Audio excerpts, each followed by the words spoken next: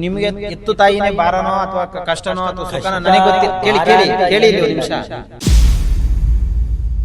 ನನಗೆ ಎದ್ರೆ ಇವಾಗ ಇನ್ನೊಬ್ರು ಇದ್ದಾರೆ. ಈ ಸ್ಟೋರಿ ನೋಡ್ತಾ ಇದ್ರೆ ನಿಜವಾಗ್ಲೂ ಇವರು ತಾಯಿ ಹೊಟ್ಟೆ ಹುಟ್ಟಿದಾರ ನಾಯಿ ಹೊಟ್ಟೆ ಹುಟ್ಟಿದಾರ ಅನ್ನೋದನ್ನ ನಾನಂತೂ ಹೇಳಕ್ಕಾಗಲ್ಲ. ಸ್ವಂತ ಮೊಮ್ಮಕ್ಕಳೇ ಆಟೋನ ಬುಕ್ ಮಾಡಿ ದೇವಸ್ಥಾನದ ಹತ್ರ ಬಿಟ್ಬಿಡಿ ಅಂತ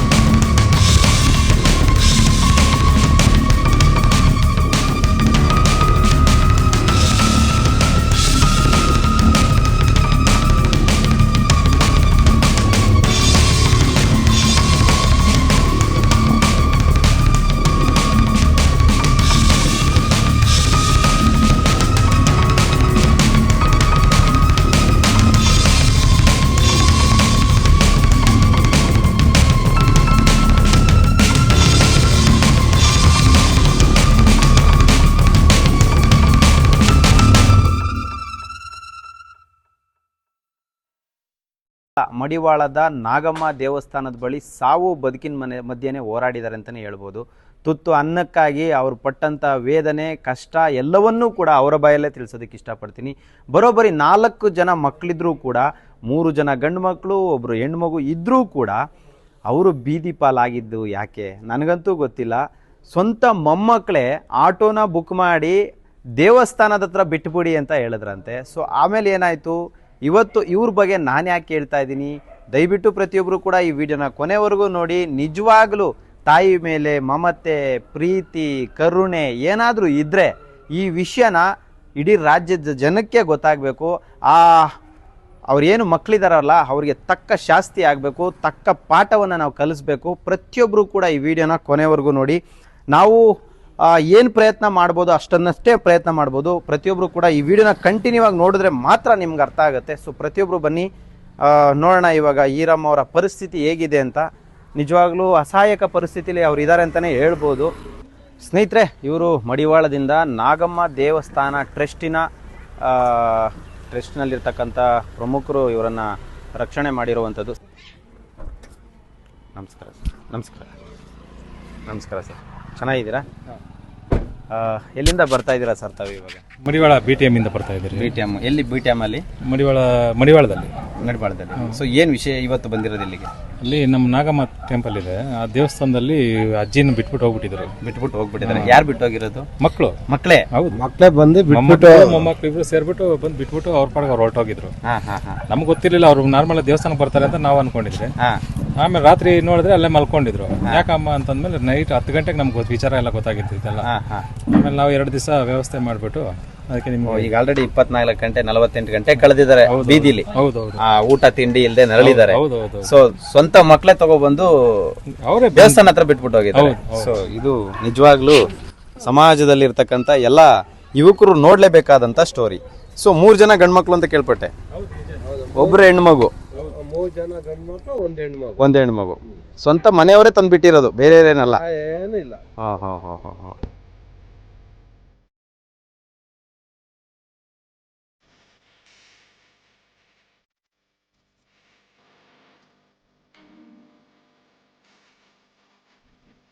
ಸ್ನೇಹಿತರೆ, ಇಷ್ಟು ದಪ್ಪ ಇರೋ ತಲೆನ ಇಷ್ಟು ದಪ್ಪ ಮಾಡೋದಕ್ಕೆ ಅವ್ರು ಎಷ್ಟು ಕಷ್ಟಪಟ್ಟು ಎಷ್ಟು ಮನೆಯಲ್ಲಿ ಮುಸ್ರೆ ತಿಕ್ಕಿ ಮಕ್ಕಳನ್ನ ಸಾಕಿರ್ತಾರೋ ಗೊತ್ತಿಲ್ಲ. ಇವತ್ತು ಅವ್ರಿಗೆ ವಯಸ್ಸಾಯಿತು, ಅವ್ರ ಕೈಲಿ ಏನೂ ಆಗಲ್ಲ, ಅವ್ರ ಕೈಯಿಂದ ಏನು ಸಾಧ್ಯ ಇಲ್ಲ ಅನ್ನೋ ಒಂದೇ ಒಂದು ಕಾರಣಕ್ಕೆ ನೋಡಿ ಅವ್ರನ್ನ ಕ್ಲೀನಾಗಿ ಇರೋ ಬಟ್ಟೆ ಎಲ್ಲ ಪ್ಯಾಕ್ ಮಾಡಿ ಒಂದು ಆಟೋದಲ್ಲಿ ಕೂರಿಸಿ ದೇವಸ್ಥಾನ ಹತ್ರ ಬಿಟ್ಟುಬಿಡಿ ಅಂತ ಹೇಳಿ ಕಳಿಸ್ಬಿಟ್ಟಿದಾರಂತೆ. ಜೊತೆಗೆ ಒಡವೆ ಇದೆಯಲ್ವಾ, ಮಾತ್ರ ಒಡವೆಗಳನ್ನ ಎಲ್ಲ ಎತ್ತಿಕೊಂಡ್ಬಿಟ್ಟಿದ್ದಾರೆ ಅವರೇ, ಫಸ್ಟ್ ಬಿಚ್ಕೊಂಡ್ಬಿಟ್ಟಿದ್ದಾರೆ. ಬಿಚ್ಚಿಸ್ಕೊಂಡು ಅವ್ರನ್ನ ಏನು ಇಲ್ಲದಂಗೆ ಪ್ಲೈನ್ ಆಗಿ ಕಳಿಸ್ಕೊಟ್ಟಿರೋಂಥದ್ದು. ಅಜ್ಜಿ ಒಡವೆನೂ ಬಿಚ್ಕೊಬಿಟ್ಟಿದಾರಾ? ಇರ್ಲಿ, ಎಲ್ಲ ಕೇಳ್ತೀನಿ. ಇದು ನಿಜವಾಗ್ಲೂ ಮಾನವೀಯತೆ, ಮನುಷ್ಯತ್ವ ಏನಾದರೂ ಗೊತ್ತಿದ್ರೆ, ಅದ್ರ ಬಗ್ಗೆ ಆಸಕ್ತಿ ಇರೋವಂಥವ್ರು ಈ ವಿಡಿಯೋನ ಕೊನೆವರೆಗೂ ನೋಡಿ. ಆಮೇಲೆ ಇಂಥ ಮಕ್ಕಳಿಗೆ ಹೇಳ್ತಿರಲ್ಲ ಫೇಸ್ಬುಕ್ಕಲ್ಲಿ ಕೂತ್ಕೊಂಡು ನೆಗೆಟಿವ್ ಕಮೆಂಟ್ಸ್ಗಳು ಹಾಕೋದು, ಹಂಗೆ ಹಿಂಗೆ ಅಂತ ಕಮೆಂಟ್ಸ್ ಹಾಕ್ತಿರಲ್ಲ, ಅವರೆಲ್ಲ ಬಂದು ಇವಾಗ ನ್ಯಾಯ ಕೊಡಿಸಿ ಅಜ್ಜಿಗೆ ಅಲ್ಲಣ್ಣ. ಇದೊಂದನ್ನೇ ನಾನು ಕೇಳ್ಕೊಳಕ್ಕಾಗೋದು, ಬಂದು ನ್ಯಾಯ ಕೊಡಿಸಿ ಅಜ್ಜಿಗೆ. ಇದು ಜನಸ್ನೇಹಿ ನಿರಾಶ್ರಿತರಾಶ್ರಮ ನೆಲಮಂಗಲ ಸೊಂಡೆಗುಪ್ಪದಲ್ಲಿ ಇರ್ತಾರೆ. ಫೇಸ್ಬುಕ್ಕಲ್ಲಿ ಬಿಟ್ಟು ನೆಟ್ಟಿದೆ ಅನ್ನೋ ಕಾರಣಕ್ಕೆ ಕಮೆಂಟ್ಗಳು ಹಾಕ್ತಿರಲ್ಲ, ಬಂದು ಅಜ್ಜಿಗೆ ನ್ಯಾಯ ಕೊಡಿಸಿ. ಇವಾಗ ನೋಡೋಣ, ನಿಮ್ಮ ತಾಕತ್ತಿದ್ರೆ ಒಂದು ಅಜ್ಜಿಗೆ ನ್ಯಾಯ ಕೊಡಿಸಿ. ಸೊ ಇವಾಗ ಅಜ್ಜಿನ ಕರ್ಕೊಳ್ತೀನಿ ಫಸ್ಟು. ಅಜ್ಜಿ ಬನ್ನಿ.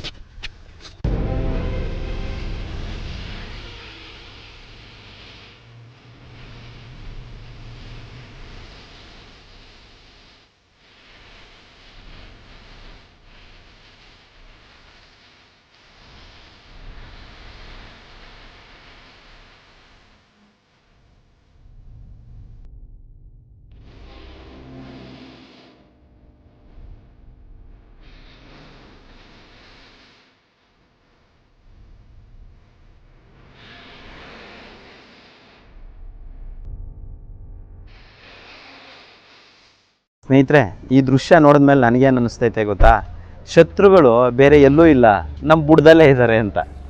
ಏನಣ್ಣ? ಹೌದು ಸರ್. ಶತ್ರುಗಳು ಎಲ್ಲಿದ್ದಾರಣ್ಣ? ನಮ್ಮ ಬುಡದಲ್ಲೇ ಇದೆ. ನಮ್ಮ ಬುಡದಲ್ಲೇ ಇದ್ದಾರೆ. ಮೊದಲನೇದಾಗಿ ಈರಮ್ಮ ಅವ್ರಿಗೆ ಬರೋಬ್ಬರಿ 3 ಜನ ಗಂಡು ಮಕ್ಕಳು, 1 ಹೆಣ್ಮಗಳಿದ್ದಾರೆ. ಇಷ್ಟು ಜನ ಇದ್ದರೂ ಕೂಡ ದೇವಸ್ಥಾನದ ಹತ್ರ ಇವ್ರನ್ನ ಯಾಕೆ ತಂದುಬಿಟ್ರು ಅಂತ ನನಗಂತೂ ಅರ್ಥ ಆಗ್ತಾ ಇಲ್ಲ. ಅದರಲ್ಲೂ ಒಂದು ಆಟೋ ಬುಕ್ ಮಾಡಿ ದೇವಸ್ಥಾನ ಹತ್ರ ತಂದು ಬಿಟ್ಟು ಹೋಗೋ ಬದಲು ಈ ರೀತಿ ಒಂದು ಚಿತ್ರಹಿಂಸೆ ಕೊಡೋದ್ರ ಬದಲು, ಬೇಜಾರು ಮಾಡ್ಕೋಬೇಡಿ ಅಣ್ಣ, ತಿನ್ನೋ ಊಟದಲ್ಲಿ ಒಂಚೂರು ವಿಷ ಕೊಟ್ಬಿಟ್ಟಿದ್ರು ಏನು ತಪ್ಪಿರಲಿಲ್ಲ ಅಂತ ನನಗನ್ಸುತ್ತೆ ಅಣ್ಣ. ಯಾಕೆ ಗೊತ್ತಾ, ಇದೊಂಥರ ನರ್ಕ ಅಲ್ವಾ ಅಣ್ಣ. ಎತ್ತು ತಂದೆ ತಾಯಿನ ಬೀದಿಗೆ ತೊಗೊಬಂದು ಬಿಡೋದು. ಒಂದಷ್ಟು ಜನ ನಾವು ವಿಡಿಯೋಗಳನ್ನ ಮಾಡಿದಾಗ ಜನ ಹೇಳ್ತಾರಣ್ಣ, ಸಿಂಪತಿ ತೋರ್ಸಕ್ ಮಾಡ್ತಾರೆ. ಸಿಂಪತಿ ಏನಿದೆ, ನಾವು ಕಣ್ಣು ಮುಂದೆ ನೋಡ್ತಾ ಇರೋದು. ಅಲ್ಲಲ್ಲ, ಜನಕ್ಕೆ ಇದನ್ನ ತೋರ್ಸಿದ್ರೆ ನಾವ್ ಏನ್ ಹೇಳ್ತಾರೆ ಗೊತ್ತಾ, ಓ ಸಿಂಪತಿಗೆ ಇದನ್ನ ತೋರಿಸಿ ಜನರ ಮನಸ್ಸನ್ನ ಗೆಲ್ಲೋದಕ್ಕೆ, ಅಥವಾ ಇವ್ರನ್ನ ತೋರಿಸಿ ಏನೋ ಬಿಸ್ನೆಸ್ ಮಾಡೋದಕ್ಕೆ ಮಾಡ್ತಾರಂತ ಅಂತಾರಲ್ಲ, ಅಂತ ಮುಟ್ಟಾಳ್ರು ದಯವಿಟ್ಟು ಈ ವಿಡಿಯೋಗಳನ್ನ ನೋಡಬೇಕು. ನಾವು ಯಾಕೆ ಈ ವಿಡಿಯೋಗಳನ್ನ ಮಾಡ್ತಾ ಇದ್ದೀವಿ, ಏನು ಸಮಾಜಕ್ಕೆ ಸಂದೇಶ ಕೊಡ್ತಾ ಇದ್ದೀವಿ ಅಂತ. 3 ಜನ ಗಂಡು ಮಕ್ಕಳು, 1 ಹೆಣ್ಮಗಳು ಇದ್ರೂ ಕೂಡ ತಂದೆ ತಾಯಿನ ನೋಡ್ಕೊಳಕ್ ಆಗದೆ ಇರೋ ಸಮಾಜದಲ್ಲಿ ನಾವು ಬದುಕ್ತಾ ಇರೋದು. ಇವತ್ತೆಲ್ಲೋ ಬಿದ್ದಿರೋ ಎಷ್ಟೋ ಜನರನ್ನ ನಾವು ರಕ್ಷಣೆ ಮಾಡಿ ನೋಡ್ಕೊಳ್ಳೋ ಪ್ರಯತ್ನ ಮಾಡ್ತಾ ಇದ್ದೀವಿ. ಅಜ್ಜಿ, ತಮ್ಮ ಹೆಸರೇನು? ನಿಮ್ಮ ಹೆಸರು? ಈರಮ್ಮ. ಎಷ್ಟು ಜನ ಮಕ್ಕಳು? 4 ಜನ ಮಕ್ಕಳು. 4 ಜನ ನೀನ್ ಸಾಕ್ದಾ? ದೊಡ್ಡ ಮಗಳು ಒಬ್ಳು, ಎಳ್ಳೆ ಮಗ ತೀರೋದು. ಓಕೆ, ಇನ್ನಿಬ್ರು ಗಂಡು ಮಕ್ಕಳು. 4 ಜನ ನೀವು ಸಾಕಿದೀರಾ? ಇನ್ನೇನ್ ಸಾಕ್ತಿಲ್ಲ, ಬಿಡಿ. ಮತ್ 4 ಜನ ಸಾಕದ್ಮೇಲೆ 4 ಜನ ಸೇರಿ ನೀನ್ ಒಬ್ಬಳನ್ನ ಯಾಕೆ ಸಾಕ್ತಿಲ್ಲ? ನಮ್ಗೆ ಏನಪ್ಪ ತಿಳಿಯೋದು, ನನ್ನ ಹಣೆ ಬರೆ ಸರಿ ಇಲ್ಲ, ಅವ್ರು ಸಾಕಿದ್ರು. ಹಣೆ ಬರ ಸರಿ ಇಲ್ಲ ಅಂತ ಹೇಳ್ತಾ ಇದ್ದೀರಾ. ಅಜ್ಜಿ, ದೇವಸ್ಥಾನ ಹತ್ರ ನಿಮ್ಮನ್ನ ಯಾರು ತಂದ್ಬಿಟ್ಟಿದ್ದು? ನಮ್ಮ ಮಗಳ ಮಗ, ಮೊಮ್ಮಗ. ಒಳ್ಳೆ ಸಂಸ್ಕಾರ ಸಿಕ್ಕಿದೆ ಅವ್ರಿಗೆ. ನೆಕ್ಸ್ಟ್ ನಿಮ್ ಮಗಳನ್ನ ತಗೊಂಡೋಗಿ ಬಸ್ ಸ್ಟಾಪ್ ಬಿಟ್ಬಿಡ್ತಾರೆ.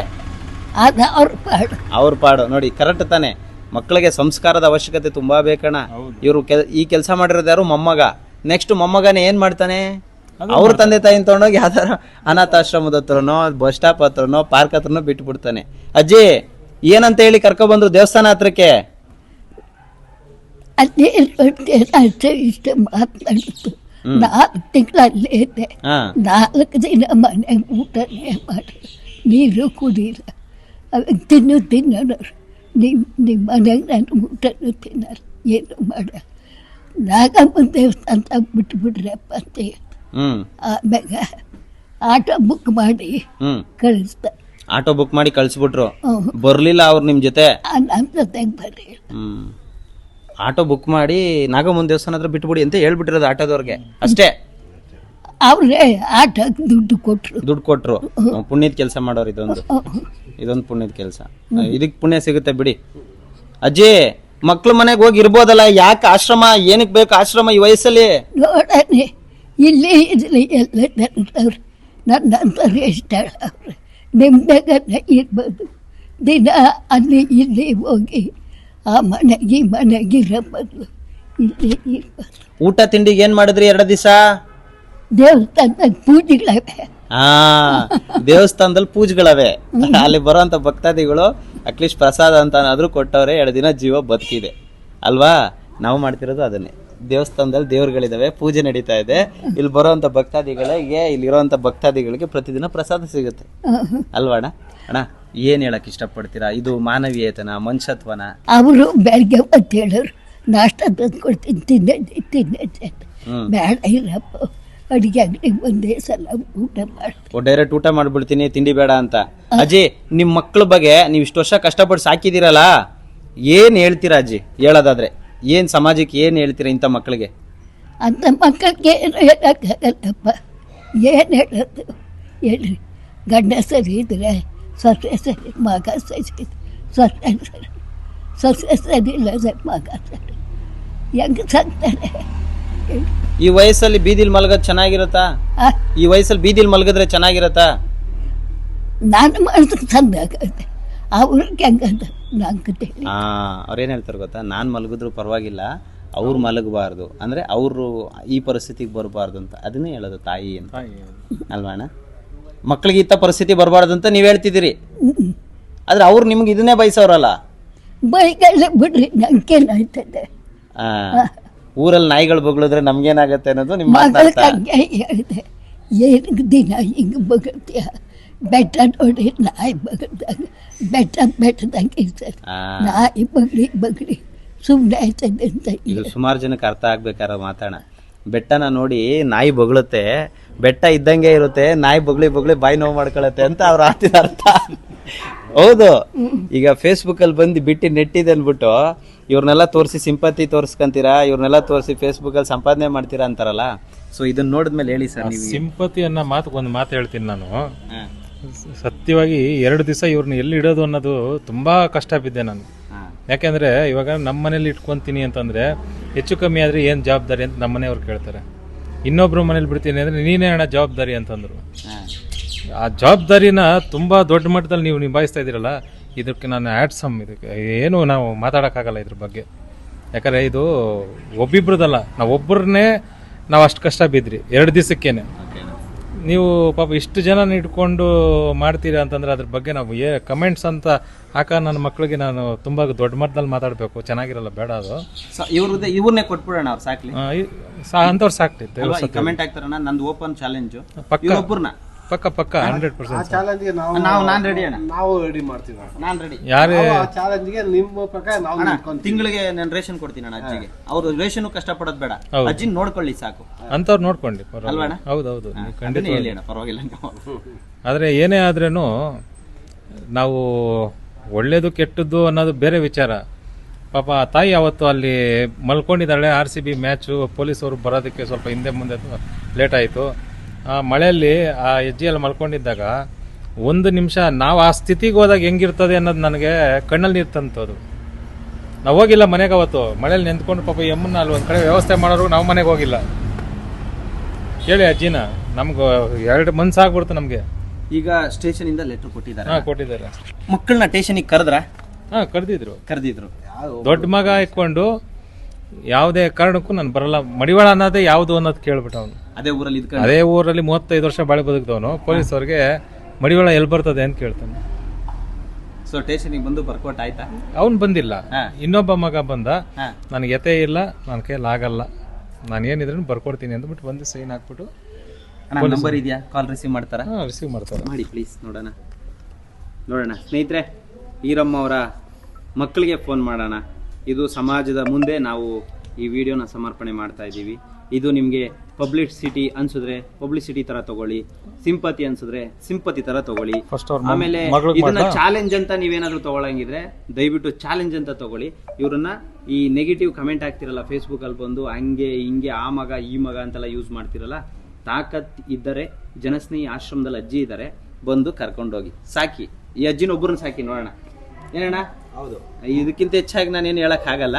ಇವರೊಬ್ಬರನ್ನ ತಗೊಂಡೋಗಿ ನಮ್ಮ ಮನೇಲಿ ಸಾಕತ್ತೀನಿ ಸರ್, ನಾನು ನೆಗೆಟಿವ್ ಕಮೆಂಟ್ ಹಾಕಿದ್ದೆ, ನಾನು ಸಾಕಿ ತೋರಿಸ್ತೀನಿ ಅನ್ನೋ ಚಾಲೆಂಜ್ ಮಾಡೋರು ಯಾರಾದರೂ ಇದ್ರೆ ದಯವಿಟ್ಟು ಬನ್ನಿ, ಮಗಳಿಗೆ ಫೋನ್ ಮಾಡಿ ಸರ್ ಪ್ಲೀಸ್. ಈಗ ಅವ್ರ ಮಗಳಿಗೆ ಫೋನ್ ಮಾಡ್ತಾ ಇದ್ದೀರಾ, ಏನು ಅವ್ರ ಮಗಳ ಹೆಸರು?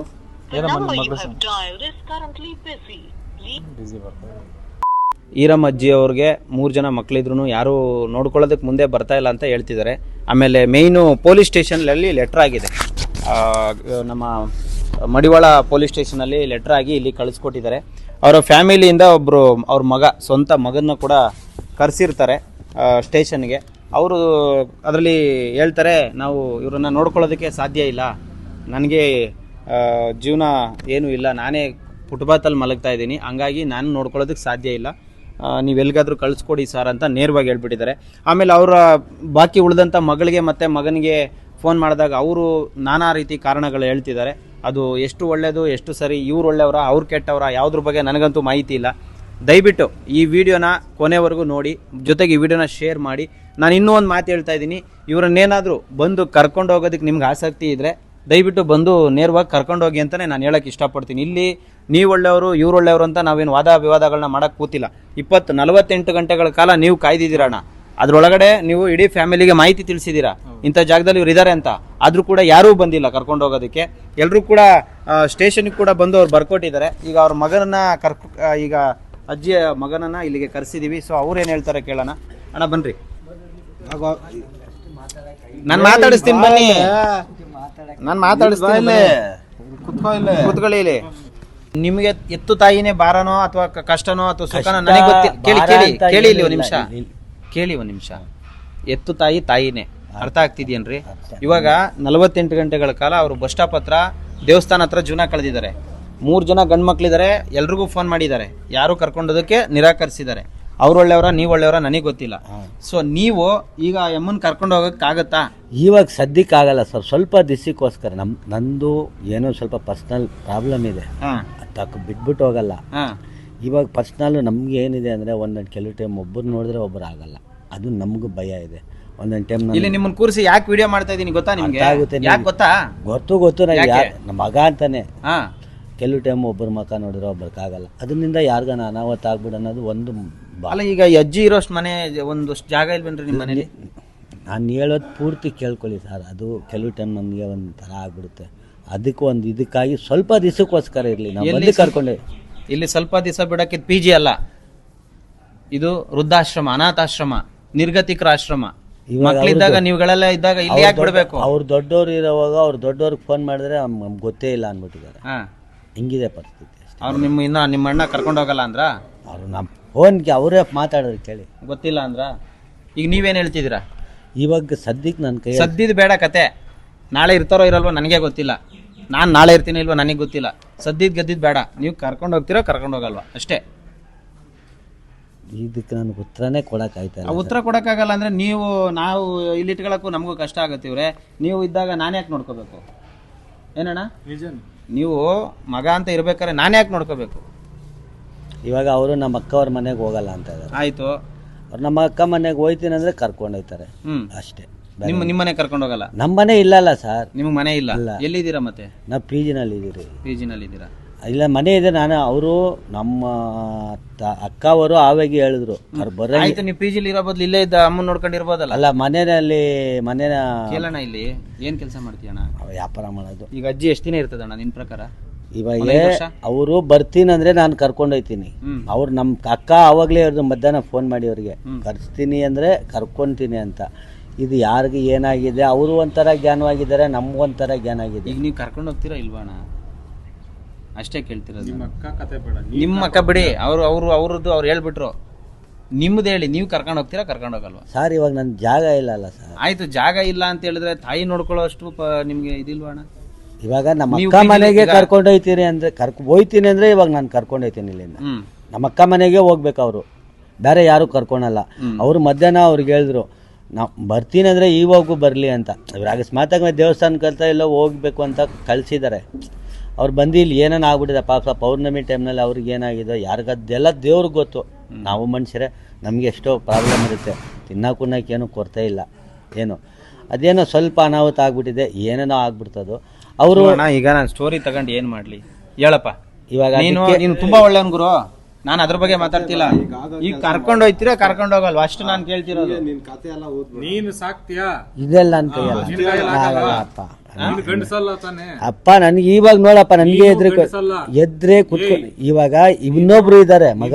ಇನ್ನೊಂದ್ ಕತೆ ಮಾತಾಡ್ಬೇಡ, ಬೇರೆಯವ್ರ ಕತೆ ಬೇಡ. ನೀನ್ ಕರ್ಕೊಂಡೋಗ್ ಸಾಕ್ತಿಯಾ? ನಿನ್ ಕೈಯಲ್ಲಿ ತಾಕತ್ ಐತಾ ನಿಮ್ಮಮ್ಮನ ನೋಡಕ್ಕೆ? ಅರೆ ಇವಾಗ ಮನೆ ಇಲ್ಲ. ಆಗತ್ತಾ ಆಗಲ್ಲ? ಎರಡೇ ಮಾತು ಇವಾಗ. ಯಾಕೆ ಗೊತ್ತಾ ಇವ್ರೆ, ನಾಳೆ ನಮಗ್ ಸಮಸ್ಯೆ ಆಗ್ತದೆ. ಇವಾಗ ಸದ್ಯಕ್ಕೆ ನೋಡಪ್ಪ, ನನ್ಗೆ ಒಂದ್ ಕಾಲ್ ಕಡೆ ಊದ್ಕೊಂಡೆ. ಏನಾರು ಆಗೋಗ್ಲಿ, ಈಗ ಎದ್ನಂದ್ರೆ ಬಿಡ್ತೀನಿ, ಅಲ್ಲಿ ಕೇಳೋದಕ್ಕೆ ಆನ್ಸರ್ ಮಾಡೋ. ನೀನ್ ಕರ್ಕೊಂಡೋಗ್ ಸಾಕಾಗತ್ತಾ? ಆಗಲ್ಲ. ಎರಡೇ ಮಾತು. ಇವಾಗ ನನ್ನ ಒಬ್ಬನ್ ಕುಲ್ಸ್ಕೊಂಡಿದ್ರೆ ಅವ್ರನ್ನ ಕೇಳ್ಬೇಕಲ್ಲ. ಇವ್ರ ಕತೆ ಬೇಡ, ನಿಂದ ಹೇಳು. ಏಯ್ ಅವ್ ಯಾರು ಕರ್ಕೊಂಡು ಹೋಗಲ್ಲ ಅಂತೆ, ಅವ್ ಯಾರು ಸಾಕಲ್ಲ ಅಂತೆ. ಈಗ ನಿನ್ ಕತೆ ಹೇಳು. ಇವಾಗ ನನ್ ಕೈಯಾಗೂ ಆಗಲ್ಲಪ್ಪ, ಹೇಳು. ಆಗಲ್ಲಪ್ಪ ನನ್ನ ಪರಿಸ್ಥಿತಿ. ನೀವು ಕರ್ಕೊಂಡು ಹೋಗಲ್ಲ. ನಮ್ಮ ಪರಿಸ್ಥಿತಿ ಸರಿ ಇಲ್ಲ ಸರ್. ಅರ್ಥ ನೀವು ಕರ್ಕೊಂಡು ಹೋಗ್ತೀರಾ ಕರ್ಕೊಂಡು ಹೋಗಲ್ವ್ರಿ? ನಿಮ್ ಪರಿಸ್ಥಿತಿ ನಾನು ಏನ್ ಮಾಡ್ಲಿ? ನಾನು ಸಾಲ್ವ್ ಮಾಡಕ್ಕಾಗತ್ತಾ ನಿಮ್ ಪರಿಸ್ಥಿತಿ? ನಮ್ಮ ಪರಿಸ್ಥಿತಿ ಹೇಳ್ಬಾರ್ದು, ಹೇಳಿದೀನಿ ಅಷ್ಟೇ. ಅಣ್ಣ ಆಯ್ತಣ್ಣ, ನಿನ್ ಪರಿಸ್ಥಿತಿ ಏನೇ ಇರ್ಲಿ, ತಾಯಿನ ನೋಡ್ಕೊಳಕ್ ಆಗದೆ ಇರೋ ಅಷ್ಟು ಪರಿಸ್ಥಿತಿ ಯಾರ್ದೋ ಏನು ಅದ್ಗೆಟ್ಟಿರಲ್ಲ. ಅರ್ಥ ಆಯ್ತಾ? ನಿಮಗೆ ನಾನು ಇವಾಗ ಏನು ನಿಮ್ಮನ್ನ ನೀವು ಕೆಟ್ಟಾರ ಅಂತ ಹೇಳ್ತಿಲ್ಲ. ಕರ್ಕೊಂಡು ಹೋಗ್ತೀರಾ ಕರ್ಕೊಂಡು ಹೋಗಲ್ವ ಅಷ್ಟೇ. ಅವ್ರು ಏನ್ ಹೇಳ್ತಾರ ನಮ್ಗೆ ಗೊತ್ತಾಯ್ತಲ್ಲ ಸರ್. ಅಜ್ಜಿ ಮಗನ ಜೊತೆ ಹೋಗ್ತೀರಾ? ಮಗನ ಜೊತೆ ಹೋಗ್ತೀರಾ? ಅವ್ರಿಗೆ ಮನೇಲಿ ನಾನು ಹೇಳ್ತೀನಿ. ಆಯ್ತು, ನಿಮ್ಮ ಅಕ್ಕ ಅವ್ರ ಅಕ್ಕನ ಮನೆಗೆ ಬಿಡ್ತಾರಂತಲ್ಲ? ಎಲ್ಲಿ? ಅವ್ರ ಅಕ್ಕನ ಮನೇಲಿ. ಅವ್ರ ಅಕ್ಕನ ಮನೆಗೆ ನಾನು ಹೋಗಲ್ಲ. ಹಿಂಗಿದೆ ಸರ್ ಪರಿಸ್ಥಿತಿ ಅಷ್ಟೇ. ಹೋಗಲ್ಲ. ಸ್ನೇಹಿತರೆ, ಕೊನೆಯದಾಗಿ ಅಜ್ಜಿ ಬಾಯಿಂದ ಹೇಳ್ತಿರೋದೇನಂದ್ರೆ, ಯಾರ ಮನೆಗೂ ನಾನು ಹೋಗಲ್ಲ ಅಂತ. ಅಲ್ಲ, ಗಂಡು ಮಕ್ಳಿಗೆ ಎಷ್ಟು ಇವಾಗ ಹೇಳಿದ ಕಾರಣ ಅಷ್ಟೊತ್ತಿನಿಂದ ನಾನು ಹೇಳ್ತೀನಿ, ನನ್ನ ಮನೆಗೆ ತಂದೆ ಬಿಡ್ತಾರೆ. ಏನ್ ಮಾಡೋದನ್ನ? ಗಂಡು ಮಕ್ಳು ಇಲ್ಲ. ಮಕ್ಳು ನೋಡಿದ್ರೆ ಹಂಗಾಡ್ತಾರೆ, ಅಜ್ಜಿ ನೋಡಿದ್ರೆ ಹಿಂಗಾಡುತ್ತೆ. ನಾವ್ ಯಾರ್ದು ಅಂತ ನೋಡೋದು, ಏನ್ ಮಾಡೋದು? ಅಲ್ಲ, ನಮ್ಮ ಮಗಳು ನಿಮ್ಗೆ ಫೋನ್ ಮಾಡಿದ್ದಾನೆ. ಸೊ ಫೈನಲ್ ಆಗಿ ಇವಾಗ ಇಲ್ಲಿ ಮಗ ಇದ್ದಾರೆ, ಮಗ ಕರ್ಕೊಂಡು ಹೋಗಕ್ ರೆಡಿ ಇಲ್ಲ. ಮಕ್ಕಳು ಇನ್ನಿಬ್ರಿಗೆ ಫೋನ್ ಮಾಡಿದ್ರೆ ಅವರು ನಾನಾ ಕಾರಣಗಳನ್ನ ಕೊಡ್ತಾ ಇದ್ದಾರೆ. ಕರ್ಕೊಂಡು ಹೋಗೋಕ್ಕೆ ಯಾರು ಕೂಡ ರೆಡಿ ಇಲ್ಲ. ಕೊನೆಯದಾಗ ಅಜ್ಜಿನ ಕರ್ಕೊಂಡೋಗಿ ಬಿಡ್ತೀವಿ ಅಂದ್ರು ಅಜ್ಜಿ ಕೂಡ ಹೋಗೋದಕ್ಕೆ ರೆಡಿ ಇಲ್ಲ. ಸೊ ಫೈನಲಿ ನಾನಿವಾಗ ಜನಸ್ನೇಹಿ ಆಶ್ರಮಕ್ಕೆ ಲೆಟ್ರ್ ಬಂದಿರೋದ್ರಿಂದ ಒಂದು ಮಾನವೀಯತೆ ದೃಷ್ಟಿಯಿಂದ ಆಶ್ರಯ ಕೊಟ್ಟಿರ್ತೀವಿ. ನಾಳೆ ಏನಾರ ಹೆಚ್ಚು ಕಮ್ಮಿ ಆದ್ರೆ ಏನು ಹೊಣೆ? ಅವಾಗ್ಲೂ ಬರ್ತೀರಾ ಇಲ್ಲ ಈಗ ಅಣ್ಣ ಬರ್ಬೇಕು? ಕೇಳ್ಬಿಡ್ತೀನಿ, ನನಗೆ ಅನ್ಸಿದ್ ಕೇಳ್ಬಿಡ್ತೀನಿ ಅಣ್ಣ. ತಪ್ಪೇನಾರು ಇದೆಯಾ? ಈಗ ಕೇಳ್ರಿ, ಇಲ್ಲಿ ಬದುಕಿದ್ದಾಗ ದೊಡ್ಡಣ್ಣ ನೋಡ್ಬೇಕು, ನಮ್ಮ ಅಕ್ಕ. ಕೇಳ್ರಿ ಇಲ್ಲಿ ಒಂದ್ ನಿಮಿಷ, ನನ್ನ ಮಾತು ಕೇಳ್ರಿ. ಬದುಕಿದ್ದಾಗ ದೊಡ್ಡಣ್ಣ ನೋಡ್ಬೇಕು, ಚಿಕ್ಕಣ್ಣ ನೋಡ್ಬೇಕು, ನಮ್ಮ ಅಕ್ಕ ನೋಡ್ಬೇಕು ಅಂತಿದ್ದೀರಾ. ನಾಳೆ ಸತ್ತಾಗ್ಲೂ ಇದೇ ಮಾತು ಬರುತ್ತೆ. ಬರ್ತೀರಾ ಅಂತ ಕೇಳ್ತಾ ಇದೀನಿ. ಯಾವಾಗನ ಫೋನ್ ಮಾಡಿ ಸತ್ತಾಗಂತ ಇಲ್ಲ. ಇವಾಗ ಅಕಸ್ಮಾತಾಗಿ ನೋಡಿ ಓಪನ್ ಆಗಿದೆ, ಮನೆ ಹುಡ್ತಾ ಇದೀನಿ. ಮನೆ ಸಿಗ್ರೆ ನಾನು ಇನ್ನು ಒಂದ್ ವಾರದಲ್ಲೇ ಕರ್ಕೊಂಡು ಹೋಗ್ಬೋದು, ಇಲ್ಲ ಒಂದ್ ತಿಂಗಳಲ್ಲಿ. ನೀನ್ ಒಂದೇ ಮಾತಣ್ಣ, ನೀನ್ ಕರ್ಕೊಂಡು ಹೋಯ್ತೀಯ, ಇವಾಗ ಕರ್ಕೊಂಡು ಹೋಗು. ಇವಾಗಿಲ್ಲ ಸರ್, ಇವಾಗ ಅವರು ಬರೋದಿಲ್ಲ. ನೀವು ಕರ್ಕೊಂಡು ಹೋಗಕ್ ರೆಡಿ ಇಲ್ಲ. ಇವಾಗ ಬರೋಕ್ ಅವ್ರು ರೆಡಿ ಇಲ್ಲ. ನಾನು ಅವ್ರಿಗಿಂತ ಮುಂಚೆ ನೀವು ರೆಡಿ ಇಲ್ಲ. ಅವ್ರು ಈಗ್ಲೇ ಬೇಕಾದ್ರೆ ಬರ್ತಾರೆ, ನನಗ್ ಸೌಕರ್ಯ ಇಲ್ಲ. ಅವ್ರು ಮನ್ಸ್ ಮಾಡ್ರಿ ಈಗ್ಲೇ ಬರ್ತಾರೆ. ಕರ್ಕೊಂಡು ಹೋಗಕ್ ನಿಮಗ್ ರೆಡಿ ಇಲ್ಲ ಅಂತ ಸೌಕರ್ಯ ಇಲ್ಲ. ಬಿಟ್ಟಾಕಿ, ನೋಡ್ಕೊಳಕ್ ಆಗಲ್ಲ ಅಂತ ಹೇಳ್ಬಿಡಿ, ಮುಗಿದೋಯ್ತು. ಸ್ನೇಹಿತರೆ, ಪ್ರತಿಯೊಬ್ರು ಕೂಡ ಈ ವಿಡಿಯೋನ ಶೇರ್ ಮಾಡಿ. ನಾಗಮ್ಮ ಅವ್ರ ಪರಿಸ್ಥಿತಿ ಇವಾಗ ಒಂದು ಅನಾಥಾಶ್ರಮದಲ್ಲಿ ಜೀವನ ಕಳೆಯುವಂಥ ಪರಿಸ್ಥಿತಿ ಬಂದಿದೆ. ಅವ್ರ ಮಕ್ಕಳಿದ್ರು ಕೂಡ ಯಾರು ನೋಡ್ಕೊಳಕ್ಕೆ ರೆಡಿ ಇಲ್ಲ ಅಂತ ಹೇಳ್ತಿದ್ರೆ, ಕಾರಣ ಗೊತ್ತಿಲ್ಲ. ಸೊ ದಯವಿಟ್ಟು ಈ ವಿಡಿಯೋನ ಅತಿ ಹೆಚ್ಚು ಶೇರ್ ಮಾಡಿ. ಎಲ್ರಿಗೂ ಒಳ್ಳೇದಾಗಲಿ, ಶನೇಶ್ವರ ಒಳ್ಳೇದು ಮಾಡಲಿ. ಸೊ ಕೊನೆಯದಾಗಿ ಏನು ಹೇಳ್ತೀರಿ ತಾವು? ಕೊನೆಯದಾಗಿ ಹೇಳೋಂಥದ್ದು ಏನಿಲ್ಲ. ಇಲ್ಲೇ ನೋಡ್ತಾ ಇದ್ದೀರಾ ಅವ್ರ ಬದುಕುಗಳನ್ನ. ಹೆಂಗೋ ಆ ತಾಯಿ ನಿಮ್ಮ ಆಶ್ರಯದಲ್ಲಿ ಇದ್ದಷ್ಟು ದಿನ ಚೆನ್ನಾಗಿರ್ಲಿ ಅಂತ ನಾವು ಇಲ್ಲಿ ಬಲವಂತವಾಗಿ ಏನಾದರೂ ಕರ್ಕೊಂಡು ಬರ್ತಾ ಇದ್ದೀರಾ? ಇಲ್ಲಿ ಬಂದು ಬಲವಂತವಾಗಿ ಏನು ಕರ್ಕೊಂಡ್ ಬರ್ತಾ ಇಲ್ಲ ಸರ್. ಇದು ನಾವು ಅವ್ರ ಅಣ್ಣ ಮಕ್ಕಳನ್ನ ಕೇಳಿ ಎಲ್ಲ ಕೇಳಿ ಅವು ಯಾವ ಉತ್ತರ ಕೊಡ್ದಿರೋದಕ್ಕೆ ಇದು ಅವ ಯಮ್ಮ ಏನು ಹಾಕೋದಂತ ನಾವು ಮುಂದೆ ನಿಂತು ನಮ್ಮ ಆಸೆಯಿಂದ ಕರ್ಕೊಂಡ್ ಬಂದಿದ್ದಾರೆ ಸರ್. ಯಾವ ಬಲವಂತಕ್ಕೋಸ್ಕರ ಆಗ್ಲಿ, ಇನ್ನೊಬ್ಬರಿಗೋಸ್ಕರ ಆಗ್ಲಿ, ಫ್ಯಾಮಿಲಿಗೆ ಮಾಹಿತಿ ತಿಳಿದಿದೆ. ಅದಕ್ಕೆ ಅದು ತಕ್ಕದಂಗೆ ನಾವು ಸ್ಟೇಷನ್ಗೆ ಹೋಗಿ ರಿಪೋರ್ಟ್ ತಕೊಂಡು ಅಲ್ಲಿ ಪರ್ಮಿಷನ್ ತಕೊಂಡು ನಾವು ಇಲ್ಲಿ ನಮ್ಮ ಸ್ವತಂತ್ರವಾಗಿ ನೋಡ ಅದು ಹಿಂದ್ಗಡೆ ನಮ್ಮ ಕಡೆ ಇಲ್ಲಿ ಕಮ್ಮಿ ಅಂದ್ರೆ 22 ಜನ ಸೈನ್ ಹಾಕಿ ತಗೊಂಬಂದು ಸಂತೋಷಾಗಿ ಇಲ್ಲಿ ಬಿಟ್ಟಿದ್ದೀವಿ.